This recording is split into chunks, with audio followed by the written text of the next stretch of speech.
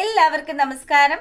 Serial മാനിയ variety സ്റ്റോറീസിന്റെ ഏറ്റവും പുതിയൊരു വീഡിയോയിലേക്ക് എല്ലാവർക്കും സ്വാഗതം. അപ്പതാ ഞാൻ എത്തിയിരിക്കുന്നത് സച്ചിയുടെയും രേവതിയുടെയും ഇനി വരാനിരിക്കുന്ന ഒരു ഗംഭീരമായിട്ടുള്ള എപ്പിസോഡും ഒക്കെ ആയിട്ടാണ്. നേരെ നമുക്ക് ആ ഒരു കഥയിലേക്ക് പോയാലോ. അങ്ങനെതാ നമ്മളെ കഥ തുടങ്ങുമ്പോൾ കാണിക്കുന്നത് മീരയും അതുപോലെ തന്നെ നമ്മുടെ ശ്രുതി ഒരു പുള്ളിക്കാരനെ മലേഷ്യക്കാരൻ അമ്മാവനാണ് എന്നും പറഞ്ഞ് കൊണ്ടുവന്നല്ലോ. അപ്പം അയാളും കൂടെ അവിടെ ഇരുന്ന് ഇങ്ങനെ സംസാരിച്ചുകൊണ്ട് നിൽക്കുകയാണ്. പുള്ളിക്കാരനാണെങ്കിലോ, മോളെ ദേ ഞാനേ നിങ്ങൾക്ക് വേണ്ടിയിട്ട് കുറച്ച് പച്ചക്കറികളും അതുപോലെ തന്നെ കുറച്ച് ഇറച്ചിയൊക്കെ കൊണ്ടുവന്നിട്ടുണ്ട്. മോൾ ഇതൊക്കെ കൊണ്ടുപോയി അകത്ത് വെക്ക്, ഞാൻ അങ്ങോട്ട് വന്നോട്ടെ എന്നൊക്കെ ചോദിച്ചിട്ട് ഇയാൾ നിന്ന് എന്തോ ഒരു ഉടായ്പ പരിപാടി എടുക്കുമ്പോൾ അങ്ങോട്ടേക്ക് നമ്മുടെ രേവതി വരികയാണ്. അല്ല, എന്തോ ഒരു പരിചയമുള്ള സൗണ്ട് ആണല്ലോ, വെളിയിൽ ആരാണ് നിൽക്കുന്നത് എന്നൊക്കെ ചോദിച്ചിട്ട് രേവതി മീരയുടെ അടുത്ത് വന്ന് സംസാരിക്കുമ്പോൾ മീര ഒരുവിധം പുള്ളിക്കാരനെ പറഞ്ഞ് പുറത്താക്കുകയാണ്. അങ്ങനെ രേവതിയോട് പറഞ്ഞു, ഇല്ല ഇവിടെ അങ്ങനെ ആരും വന്നിട്ടില്ല, ഞങ്ങൾക്ക് ഡെയിലി പച്ചക്കറിയൊക്കെ കൊണ്ടുവന്ന് തരുന്ന ആ ഒരു ചേട്ടൻ മാത്രമേ വന്നിട്ടുള്ളൂ എന്ന് പറഞ്ഞു. അങ്ങനെ ഇവർ സംസാരിച്ചു കൊണ്ട് നിൽക്കുമ്പം, അല്ല ഇതെന്തിനാ ഇത്രയും സാധനമൊക്കെ വാങ്ങിച്ചത്? അല്ല നമ്മളിപ്പോൾ രണ്ടുപേരും ഉണ്ടല്ലോ ഇവിടെ, ഞാൻ കുറച്ച് ഫുഡൊക്കെ ഉണ്ടാക്കാമെന്ന് വിചാരിച്ചു. രേവതി ആദ്യമായിട്ടാണല്ലോ ഈ വീട്ടിൽ വരുന്നത് എന്നൊക്കെ പറഞ്ഞിട്ട് നമ്മുടെ മീരയാണെങ്കിൽ വലിയ കാര്യത്തിന് രേവതിയുടെ അടുത്ത് സംസാരിക്കുകയാണ്. അങ്ങനെ ഇവിടെ ഈ കാര്യങ്ങളൊക്കെ നടക്കുമ്പോഴാണെങ്കിലും നമ്മളെ കാണിക്കുന്നത് ശ്രുതിയെയും അമ്മയെയും അതുപോലെ തന്നെ ആദിക്കുട്ടനെയും ഒക്കെയാണ്.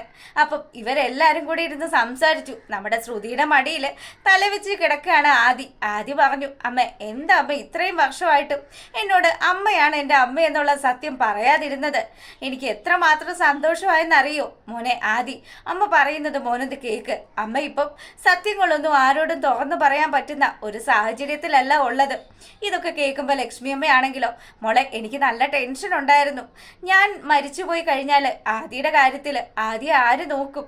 നീ ആണെങ്കിലും മറ്റൊരു ജീവിതത്തിലാണ്, പിന്നെ എന്ത് ചെയ്യുമെന്നൊക്കെ ആലോചിച്ചിട്ട് അമ്മയ്ക്കൊരു എത്തും പിടിയും കിട്ടുന്നില്ലായിരുന്നു എന്നൊക്കെ പറഞ്ഞിട്ട് നമ്മുടെ വിമലാമ്മ ഇങ്ങനെ സംസാരിക്കുമ്പോഴത്തേക്കിനും ശ്രുതി പറഞ്ഞു, അമ്മേ ഈ സത്യങ്ങളൊക്കെ ഈ പറഞ്ഞെന്ന് വിചാരിച്ചിട്ട് എനിക്കിത് ഈ വീട്ടിലുള്ള ഒരാളോടും പറയാൻ പറ്റത്തില്ല.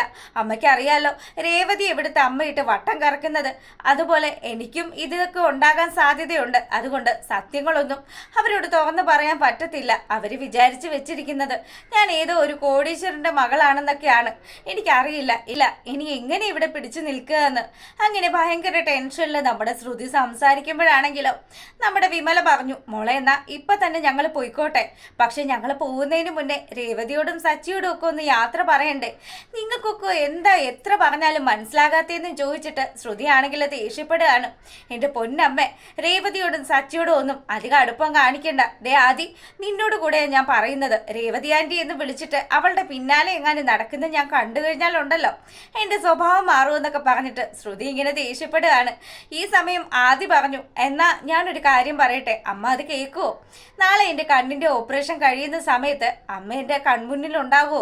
എനിക്ക് കണ്ണ് തുറക്കുമ്പോൾ കാണേണ്ടത് എൻ്റെ അമ്മയാണെന്നൊക്കെ പറഞ്ഞിട്ട് ആദ്യം ഇങ്ങനെ വളരെ കാര്യമായിട്ട് സങ്കടത്തോടു കൂടിയൊക്കെ നമ്മുടെ ശ്രുതിയുടെ അടുത്ത് സംസാരിക്കുകയാണ്. അപ്പം ശ്രുതി ആണെങ്കിലോ, നോക്കട്ടെ മോനെ, അമ്മയ്ക്ക് ഒരു ഉറപ്പും പറയാൻ പറ്റത്തില്ല, അമ്മയുടെ സാഹചര്യം അത്ര കണ്ട് മോശമാണ് എന്നൊക്കെ പറഞ്ഞ് ഇവരിങ്ങനെ സംസാരിച്ചു കൊണ്ട് നിൽക്കുമ്പോൾ ശ്രുതി ആണെങ്കിൽ, എന്നാൽ ഇനി അധിക സമയം ഇവിടെ നിൽക്കണ്ട, ഞാനേ പലരെയും പല കാര്യങ്ങളും ഒക്കെ പറഞ്ഞ് പല സ്ഥലങ്ങളിലേക്ക് പറഞ്ഞയച്ചിരിക്കുകയാണ്, അതുകൊണ്ട് നിങ്ങൾ ഇപ്പം തന്നെ ഇവിടുന്ന് പോകണമെന്നും പറഞ്ഞ് നമ്മുടെ വിമലയുടെയും അതുപോലെ തന്നെ ആദിയുടെയും ബാഗും സാധനങ്ങളും ഒക്കെ പാക്ക് ചെയ്തിട്ട് ശ്രുതി അങ്ങ് എടുത്ത് കൊടുക്കുകയാണ്. അങ്ങനെ അവർ ആ വീട്ടിൽ നിന്നും ഇറങ്ങാൻ തുടങ്ങുന്ന സമയത്ത് സച്ചി അങ്ങ് വരികയാണ്. സച്ചിയെ കണ്ടപാടെ തന്നെ നമ്മുടെ ശ്രുതി സാധനങ്ങളൊക്കെ കൊണ്ടുപോയി ഒരു സ്ഥലത്ത് കൊണ്ടുപോയി വെച്ചു. അതിനുശേഷമാണെങ്കിലോ, ഈശ്വരാ ഇവനിപ്പോൾ ഇത് എന്തിനാ ഇങ്ങോട്ട് കെട്ടി എഴുന്നള്ളിയത്, ഇവൻ ഇപ്പോൾ വരുമെന്നൊന്നും എനിക്കൊരു പ്രതീക്ഷയില്ലായിരുന്നു എന്നും പറഞ്ഞ് ഇവളിങ്ങനെ മനസ്സിൽ ആലോചിക്കുമ്പം നമ്മുടെ ആദിയെ കണ്ട സന്തോഷത്തിൽ പെട്ടെന്ന് തന്നെ സച്ചി വന്നിട്ട് പറഞ്ഞു, എടാ നിനക്കിപ്പോൾ എങ്ങനെയുണ്ട്, വാ നമുക്ക് രണ്ടുപേർക്ക് കൂടെ കളിക്കാം. അത് മാത്രമല്ല ദേ സച്ചേട്ടൻ നിനക്ക് എന്താ കൊണ്ടുവന്നിരിക്കുന്നതെന്ന് നോക്ക്, ബിരിയാണിയാണ് മോനെ കൊണ്ടുവന്നിരിക്കുന്നത്. അപ്പം ഇത് കാണുമ്പോൾ വിമലാമ്മ പറയുന്നുണ്ട്, എന്തിനാ മോനെ വെറുതെ കാശ് കളഞ്ഞത്?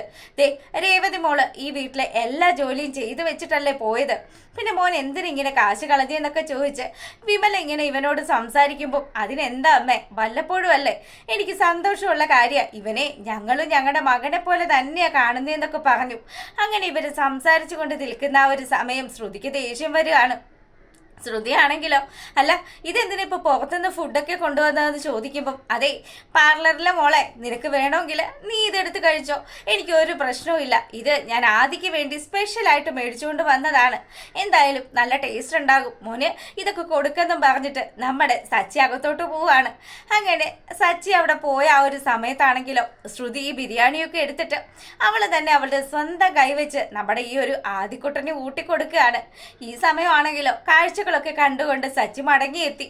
സച്ചി വന്ന പാടെ ചോദിച്ചു, അല്ല ഇതെന്താപ്പാ നിങ്ങളിപ്പം ഇവനുമായിട്ട് നല്ല ടേംസിലായോ? അല്ല ഇവന് വാരി കൊടുക്കുന്നത് കണ്ടിട്ട് ചോദിച്ചതാണ്, അതൊരു കൊച്ചു കുഞ്ഞല്ലേ, അതിനിച്ചിരി ഭക്ഷണം വാരി കൊടുത്തു എന്ന് വിചാരിച്ചിട്ട് ഇപ്പൊ എന്താ സംഭവിക്കാൻ പോകുന്നു?